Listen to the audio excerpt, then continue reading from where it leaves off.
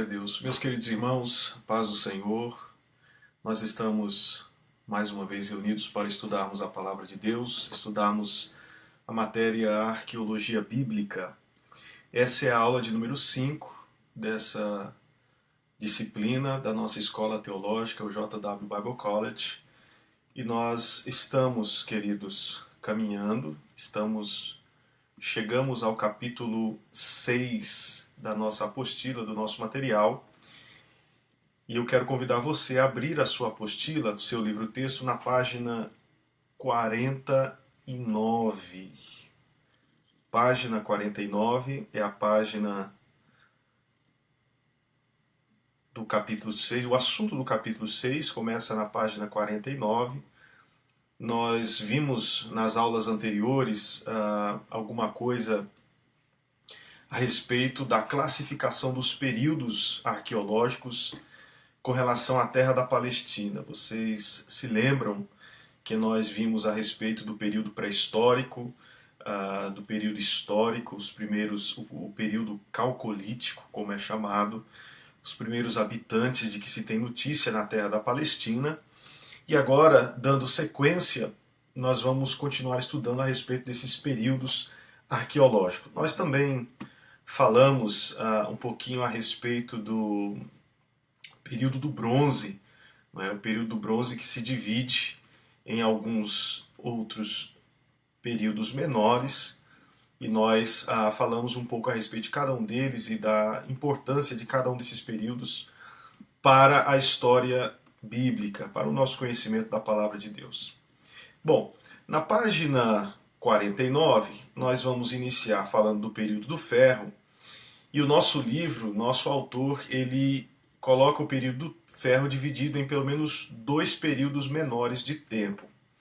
O primeiro período está aí no seu material, é o período chamado de ferro primeiro, ou ferro 1, na página 49, que vai do ano 1200 ao ano 900 a.C. Esse período do ferro, ele é conhecido também dentro da arqueologia bíblica como o período da conquista de Canaã, ou ele se inicia mais ou menos nesse período aí da conquista de Canaã e vai até os primeiros reis de Israel. Bom, o período do ferro, ele é um período na história bíblica, arqueológica da Palestina, que contém muitas informações. É um período muito cheio de informações, de descobertas que a arqueologia tem encontrado ao passar dos anos.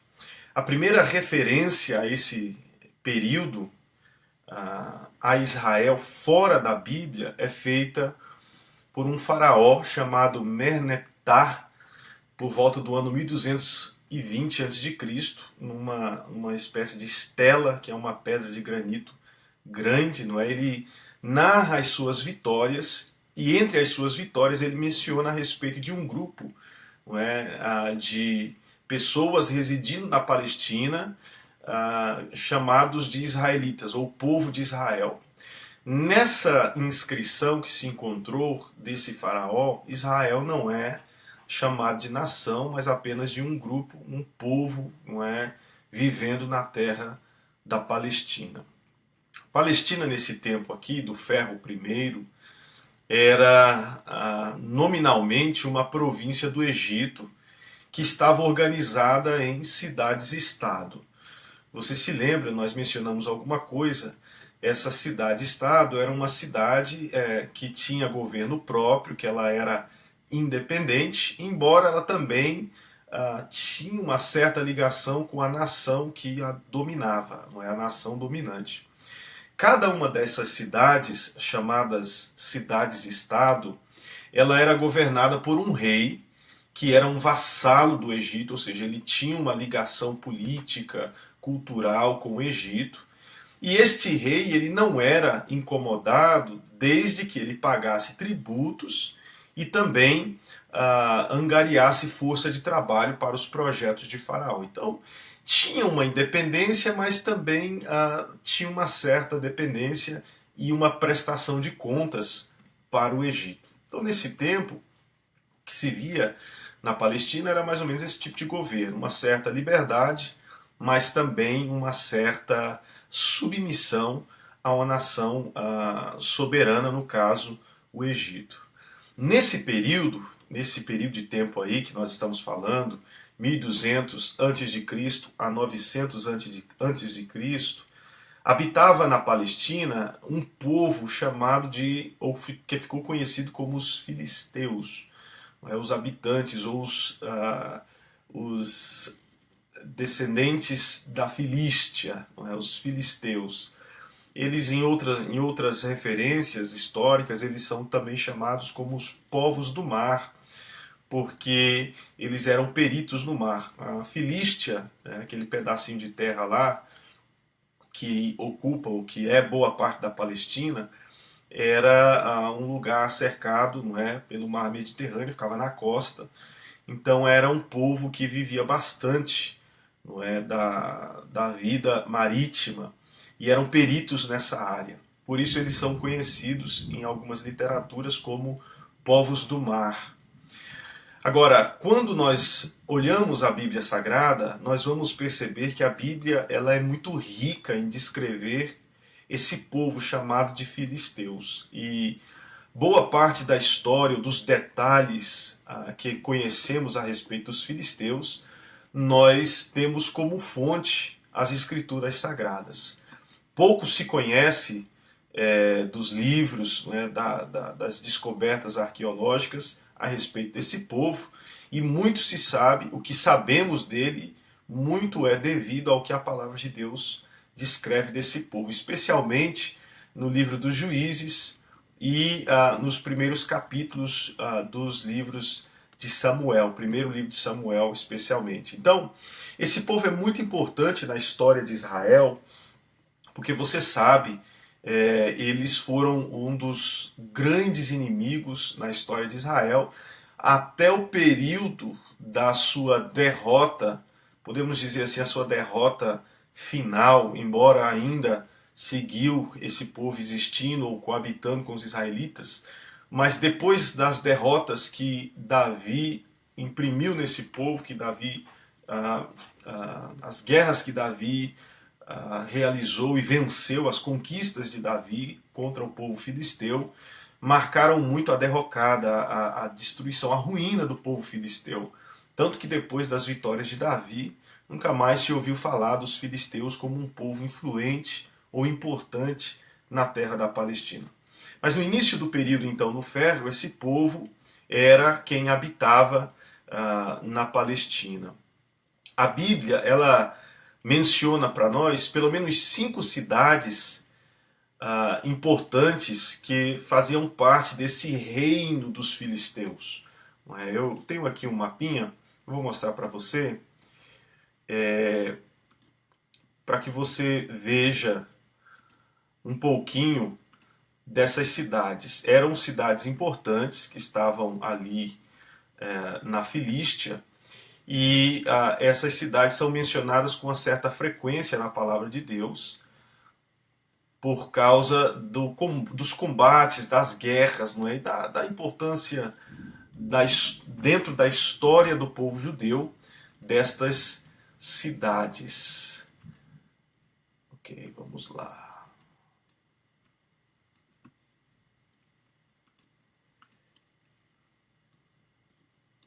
Ok. Aqui você está vendo aí no seu mapa, deixa eu ampliar um pouquinho mais, e você vai ver as 5 principais cidades dos judeus. O mapa está em inglês, mas os nomes são muito semelhantes ao português. Então nós temos aí as 5 principais cidades do reino da Filístia, que é a cidade de Asdod, está logo ali do lado esquerdo, na parte superior. Depois, logo abaixo, vem Ascalon. Aí está Ascalon, né? Mas é Ascalon no português. E logo abaixo a cidade de Gaza, que até hoje ainda está de pé, é uma cidade bastante conhecida. Você se lembra que essa região da Palestina é conhecida também como a faixa de Gaza, em referência a essa cidade aí, uma cidade antiguíssima, não é, que está aí. Depois, do lado direito dessas três cidades que nós mencionamos, está a cidade lá em cima de Ecrom, não é, ou Ascaron, ou até Acron, as versões variam um pouco. E logo abaixo também a cidade de Gat, que também é muito conhecida dentro da história bíblica por ser a cidade de onde veio Golias, não é? Golias de Gat. Toda a família de Golias era dessa cidade aí. Você percebe que Gat não está muito distante de Belém nem de Jerusalém. Você vê que são cidades próximas, não é?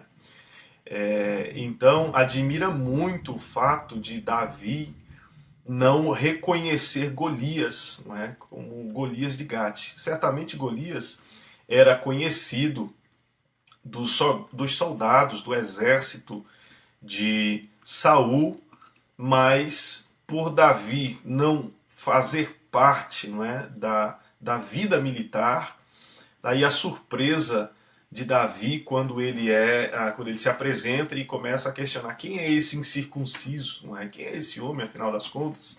Isso prova que Davi nunca foi um homem, pelo menos a princípio, não é? Antes de começar realmente a servir no exército de Saul e até mesmo como rei, Davi não era um homem de guerra, mas depois ele se torna um homem de guerra e se torna aquilo que Deus vai falar dele depois, um homem sanguinário, não é? Ou que tinha sangue nas mãos. Então, Davi, por algumas vezes, lutou contra alguns filisteus oriundos desta cidade aí, chamada cidade de Gat. No relato bíblico, geralmente os filisteus são descritos de uma forma negativa e eles são chamados de o povo incircunciso. Diversas vezes, quando se refere a ele, a Bíblia usa esses adjetivos, não é? Um povo mau, um povo difícil, um povo ímpio, um povo incircunciso. Na verdade, eles eram os únicos dessa região aí que não praticavam a circuncisão. Mas a Bíblia, quando menciona esse fato, eles serem um povo incircunciso, a Bíblia tem em mente um sentido muito mais amplo do que o físico, ou seja, não era uma questão física, era uma questão espiritual, uma questão de coração. Eles eram incircuncisos, incircuncisos de coração. A maior parte dos conflitos entre os israelitas e os filisteus se acha descrita lá nos livros de Juízes e também Samuel, como nós já mencionamos. A pressão econômica que os filisteus impuseram no início, né, especialmente ali antes que Saul começasse a reinar, aquela pressão que eles impuseram sobre o povo de Israel é ilustrada na descrição que nós temos lá em 1 Samuel 13, versículo 19. Vamos dar uma olhada na Bíblia, porque esses versículos são muito importantes para mostrar para nós como funcionava a política econômica desse tempo. Então, no primeiro livro de Samuel, lá no capítulo 13, versículo 19, esse detalhe, como posto aqui, mostra, não é, como Israel estava vassalo, estava sob o domínio dos filisteus. Diz a Bíblia, 1 Samuel 13 e 19. E em toda a terra de Israel nenhum ferreiro se achava, porque os filisteus tinham dito, olha a lei que eles estabeleceram, para que os hebreus não façam espada nem lança. Então a preocupação dos filisteus era que o povo de Israel desenvolvesse a técnica, não é, de usar o ferro. Então eles proibiram, não é, como Israel nesse tempo tinha muitas dificuldades e o povo vivia, não é, bem com Deus, mal com Deus. Um dia estava bem, firme, servindo a Deus, outro dia havia se entregado à idolatria. Então era comum o Senhor entregar o povo de Israel nas mãos dos filisteus. E então eles impuseram essa política econômica. Não pode ter ferreiro entre o povo de Israel. Versículo 20. Pelo que todo Israel tinha que descer aos filisteus para amolar cada um a sua relha e a sua enxada e o seu machado e o seu sacho. Tinha, porém, limas adentadas para os seus sachos e para as suas enxadas e para as forquinhas de 3 dentes e para os machados e para consertar as aguilhadas. E sucedeu que no dia da peleja se não achou nem espada, nem lança na mão de todo o povo que estava com Saul e com Jonatas. Porém acharam-se com Saul e com Jonatas seu filho, e saiu a guarnição dos filisteus ao caminho de Micmas. Você está percebendo aí? Você tem um exército, não é, que não tinha condição alguma de batalhar da maneira adequada. Os únicos do exército de Israel nesse período aí, nesse momento, que estavam preparados para uma guerra, era o próprio Saul e o seu filho, ou seja, os dois principais do exército. Então, todos os outros soldados estavam desprovidos então de armas adequadas para o combate nessa ocasião. Daí a gente percebe como o povo estava sofrendo, não é, com essa pressão que os filisteus impuseram sobre ele. Na página 52, nós temos aí o segundo período dentro desse período chamado período do ferro, que é o período do ferro 2, que é um período de tempo de cerca de 200 anos, começando no ano 922 ao ano 722 antes de Cristo. E esse período ele é muito importante porque nele nós encontramos a história de os três principais reis dentro da história monárquica de Israel, que é o rei Saul, o rei Davi e o rei Salomão. Boa parte do reinado dele se desenvolve nesse período aí chamado, conhecido dentro da arqueologia como período do ferro 2, ou no segundo período do ferro. Para a maioria dos estudiosos da Bíblia, a era de maior progresso e desenvolvimento em todos os aspectos em Israel ocorre um pouco antes e depois do ano 1000 antes de Cristo. São nestes anos aí o reinado de Saul, de Davi e Salomão, que num curto espaço de tempo, somando os três reis, nós temos um período de 120 anos de reinado. É pouco tempo, não é? Então, nesse curto espaço de tempo, 120 anos, eles conseguiram, não é, dar feições de povo forte a Israel. Foi nesse período que Israel, então, foi colocado num pedestal com respeito às nações da época, né? Até então, Israel era um povo que morava na Palestina, como a gente viu, não é? Era um grupo de pessoas, um grupo que residia ali, mas não tinha importância, não havia organização, não havia rei, não havia líder, não havia uma monarquia, não havia, enfim, viviam e sabia-se da existência desse povo, mas não se prestava atenção a ele. Então, com a chegada de Saul e depois especialmente Davi e Salomão, é quando essa nação, esse povo começa a ganhar, não é, áreas de importância dentro do mundo então conhecido naquele tempo. E é grande a evidência arqueológica para indicar que o tempo ou período de reinado de Saul, Davi e Salomão foi um período de muita prosperidade para todo mundo. Não é? Começou nos tempos de Saul, foi crescendo, foi avançando, não é? Se tornou uma terra muito próspera nesse período aí. A gente vê o cume dessa prosperidade, né? O pico dessa prosperidade no reinado de Salomão, mas essa prosperidade começa bem antes, já no tempo de Saul. É interessante notar que Saul ele é lembrado como aquele rei que foi rejeitado por Deus, mas Saul também teve as suas conquistas, né, as suas vitórias. Nós geralmente lembramos dos episódios mais tristes, né, das tragédias, mas Saul, dentro da história hebraica, da história israelita, ele foi lembrado como um rei importante, não é?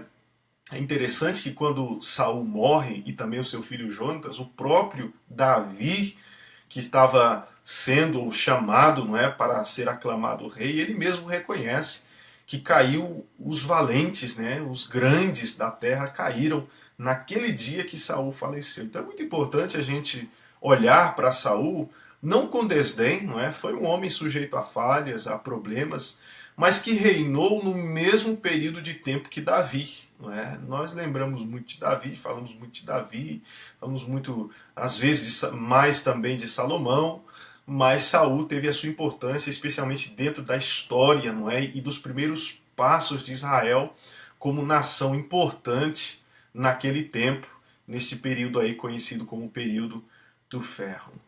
Bom, eu gostaria de falar um pouco de Saul, porém o nosso material vai direto a Davi, porque Davi e Salomão é no período deles que houve grandes construções, não é, na terra, especialmente em Jerusalém. E a arqueologia se preocupa mais com os achados dessa época, e geralmente os achados são achados do reinado ou do tempo do reino de Davi e do seu filho Salomão. Então, na página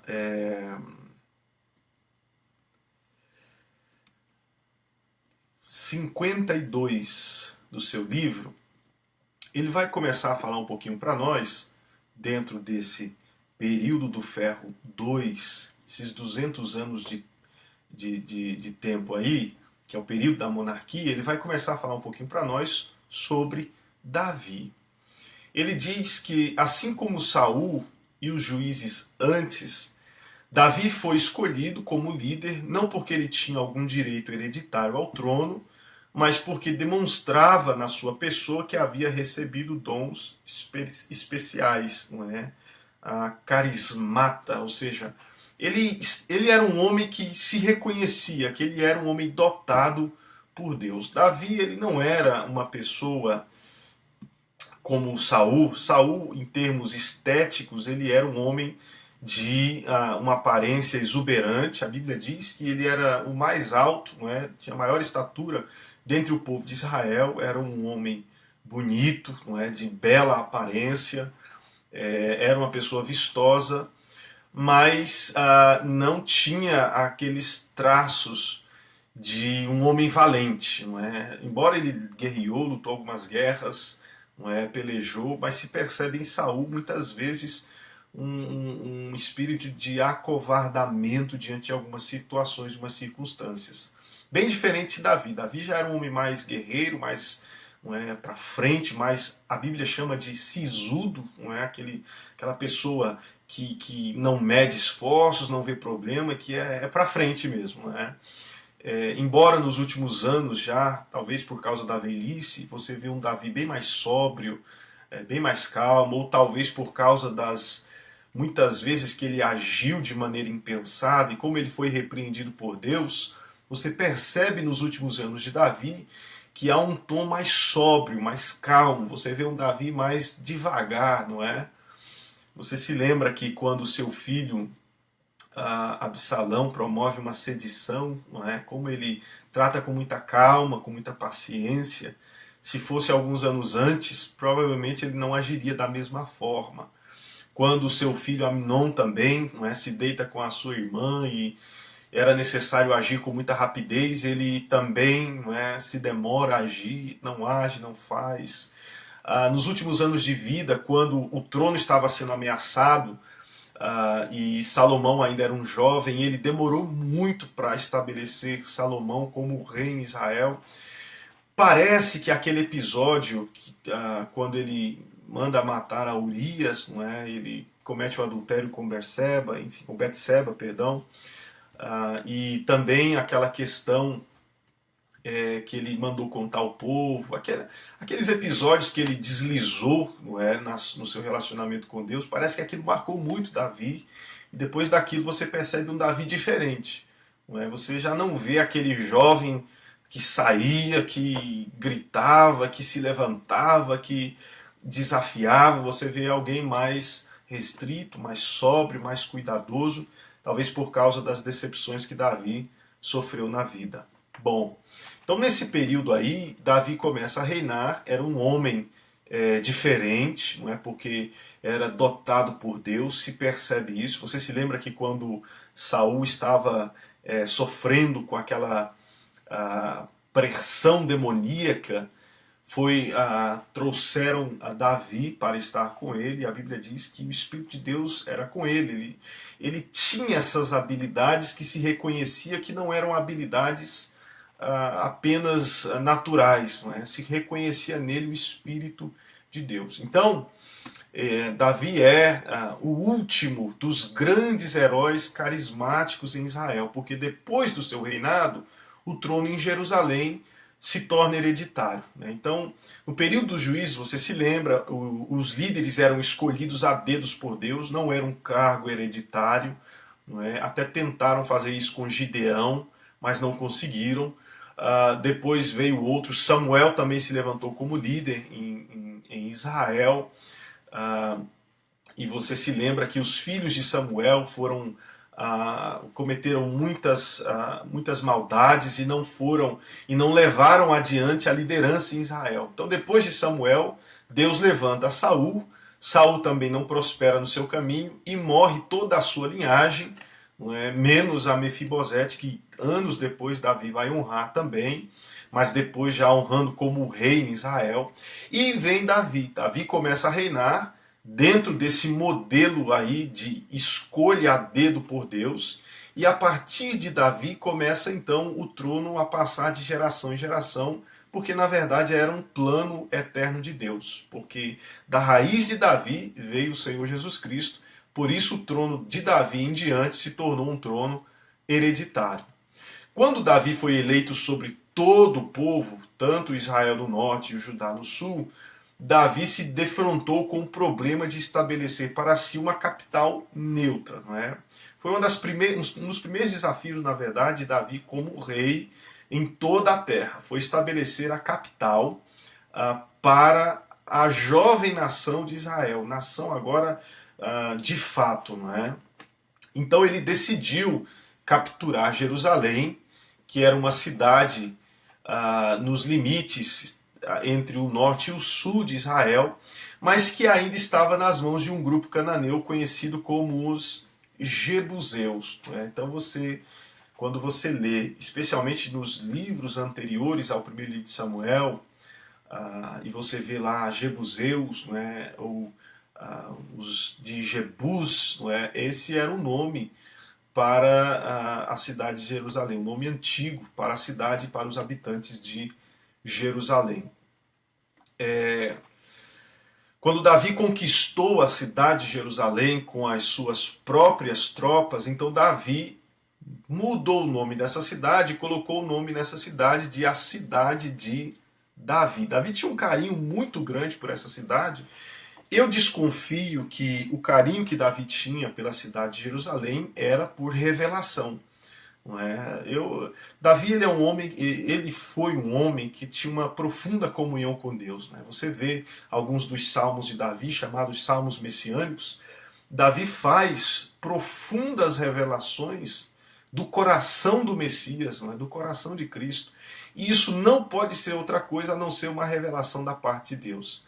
Eu acredito, e a Bíblia parece que dá a entender, embora isso não esteja tão claro como eu gostaria, que Davi recebeu profundas revelações, ou ele pelo menos teve alguma espécie de sentimento de que aquele lugar era especial aos olhos de Deus. Aos olhos de Deus, a cidade de Jerusalém era especial, e portanto Davi então se dispõe a conquistar essa cidade e fazer dessa cidade então a capital do seu reino. E até hoje, não é? Essa cidade, a cidade de Jerusalém, é considerada pelos judeus como a sua capital. Embora o mundo ainda enxergue a Tel Aviv, a cidade de Tel Aviv, como a capital política de Israel, mas os próprios judeus não veem a Tel Aviv como capital política e nem como capital religiosa. Não é? O mundo olha para Tel Aviv como capital política e Jerusalém é a capital religiosa. Mas o povo judeu enxerga Jerusalém como capital, tanto da nação como política, como também da nação em termos religiosos. Então essa cidade é muito importante em toda a história bíblica, né? Desde o início até o Apocalipse. Esse nome aparece diversas vezes. Então parece que Davi recebeu da parte de Deus alguma revelação, algum entendimento especial de que este lugar era realmente um lugar escolhido por Deus. Nós não temos nenhuma evidência arqueológica significativa do tempo do reinado de Davi, não é, nesta cidade, até porque os grandes empreendimentos arquitetônicos aconteceram no tempo de Salomão. Davi nunca foi um grande construtor, Davi foi um grande conquistador, bem diferente de Salomão. Salomão, ao contrário do seu pai, a gente vai falar dele daqui a pouco, na próxima aula, ele foi um grande construtor, não é? E a gente vai saber por quê. Foi um grande engenheiro, um homem que tinha uma sabedoria muito boa para a construção, para construir, para edificar, mas Davi tinha uma cabeça, uma engenhosidade para conquistar, não é? Em termos de batalha, de guerra, não há outro como Davi. Davi foi um dos grandes nesta área. Então, no tempo de Davi, não houve muitas construções, muitas edificações. Mesmo quando Davi quis construir algo para o Senhor, o próprio Deus o impede. Você se lembra daquele episódio de Natã, como Davi diz a Natã dos seus planos, não é? De edificar o templo, não é? De edificar algumas coisas na cidade, como Natã, a princípio, aprova a ideia do rei Davi, diz, é isso daí, Davi, tudo certo, vamos construir, constrói mesmo, faz, não é? Davi diz assim, como é que eu habito, não é, em uma casa de alvenaria, de pedra, não é, um palácio, e o Senhor habita em tendas, não é, debaixo de pano, não é? Vou construir, vou fazer. Natã diz, boa ideia, vai em frente. Mas aí depois Deus aparece para Natã e diz assim, volta lá e diz que ele não vai fazer nada disso. Não é? Ele pode falar para ele juntar o dinheiro, e na verdade quem vai fazer é o filho dele, porque ele não tem condições de fazer nada disso, é um homem que tem sangue nas mãos, é sanguinário, não é? Eu não quero as minhas construções ou a construção que se pensa em fazer, não é, feita por mãos ou coordenada, não é que Davi foi de fato, colocou a mão na massa, mas ele queria coordenar esse trabalho de edificação do templo.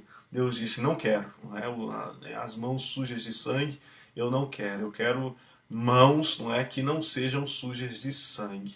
É muito difícil, irmãos, entender algumas coisas entre elas, da palavra de Deus, entre elas, como é que Deus, não é, pode olhar para um homem como Davi e dizer, é um homem segundo o meu coração, mas não permitir que ele construa, não é, o seu próprio templo, não é? Algumas coisas são difíceis de entender e permite que um homem como Salomão faça esse tipo de construção. Salomão também não foi flor que se cheire, não é? Mas Deus estabeleceu assim, e assim Davi o obedeceu. Não é?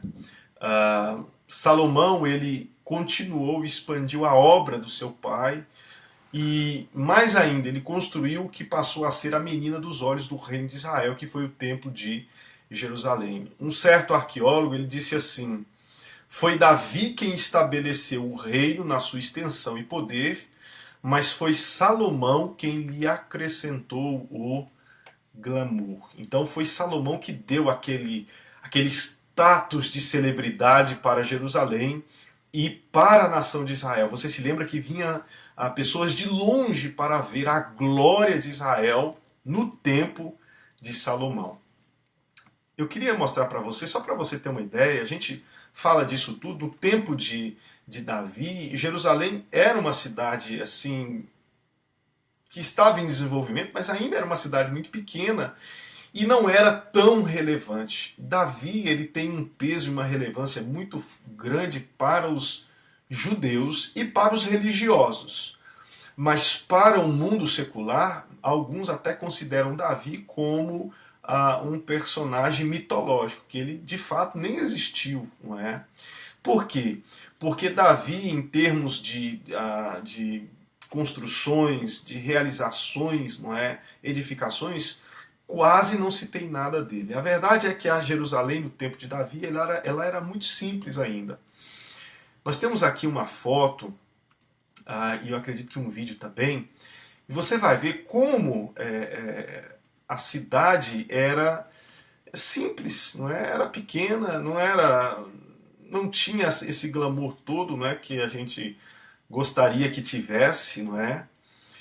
Mas foi nesse pequeno começo e logo depois se tornou então um império que se tornou no tempo de Salomão.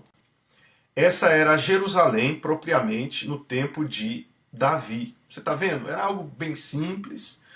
Ela era uma cidade, como já falamos em outras ocasiões, como na época, né, uma cidade murada, não é? Muito desses muros ainda permanecem hoje. Esses muros que você está vendo, essas portas, esses portões, eles foram reconstruídos com Neemias, não é? E permaneceu muita coisa de pé, embora foi destruído diversas vezes em várias guerras que Jerusalém passou, momentos de conquista, que foi conquistada por outros povos, mas ainda hoje ainda se encontra ruínas destes muros aí, mas você percebe que era uma cidade relativamente muito pequena comparada a outras grandes cidades da época. Simples, você percebe que não havia construções assim glamurosas, não havia nada de ouro, aquela coisa suntuosa, como a gente está acostumado a pensar, não é? Quando se fala em construções da antiguidade. Não é? Então, percebe-se que era um lugar relativamente simples, mas aos olhos de Deus tinha a sua importância também. Eu tenho aqui um vídeo que eu também gostaria de mostrar para vocês, mostrando assim, fazendo um tour virtual na cidade de Jerusalém, no tempo de Davi. Não é? Depois a gente vai ver alguma coisa do tempo de Salomão, mas propriamente aqui no tempo de Davi.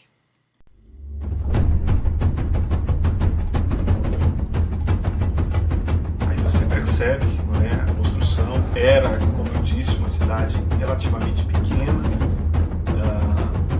aí talvez não chegasse a ter nem 100 mil habitantes, não é? Que naquela época não era muito difícil encontrar cidades assim grandes com 100 mil habitantes, não é? Por isso a história secular não traz tanta relevância sobre Jerusalém nesse período de tempo aí, porque era uma cidade relativamente pequena, não é? Para os padrões da época, para capitais de reinos. Não é? Como ela era a capital do reino, supunha-se, não é, que poderia ser maior, mais suntuosa, tudo isso, mas não, era uma cidade relativamente simples, pequena, mas que no tempo de Salomão, então, ela começou a ganhar o ares, não é, de celebridade, de status, porque Salomão realmente embelezou e ampliou, né, a cidade de Jerusalém. Depois vem um outro homem dentro da história judaica, embora a gente não vai mencionar nem falar sobre ele aqui, chamado Herodes o Grande, não é? Que também promoveu grandes reformas em Jerusalém, e ele também era um grande, tinha uma grande inteligência para as questões arquitetônicas. Ele fez grandes reformas, realizou grandes coisas ali, mudou a cara de Jerusalém também, não é? Foi um período assim que ele deu outros ares a Jerusalém. Não é? Então, assim, esses dois homens, Salomão e Herodes o Grande, eles são lembrados na história de Israel como os grandes edificadores, grandes construtores, por causa do trabalho que eles realizaram na cidade de Jerusalém. Então você viu aí, era uma cidade relativamente simples, pequena, no tempo de Davi, mas que a sua importância é uma importância, podemos dizer assim, eterna. Ok? Bom, a gente fica por aqui nessa aula, primeira aula, na verdade a aula de número 5, falando sobre o capítulo 6. Na próxima aula nós vamos continuar falando do capítulo 6 também, e vamos ver mais alguns detalhes desse tempo, que é muito importante, especialmente no reinado de Salomão, que foi um dos grandes nomes importantes dentro da arqueologia bíblica, por causa das construções que ele realizou e pelo fato de que essas construções permaneceram de pé e foram escavadas e descobertas nesse período aí recente da arqueologia bíblica. Amém? Até a próxima aula, se Deus quiser. Que Deus te abençoe. Um abraço e até mais.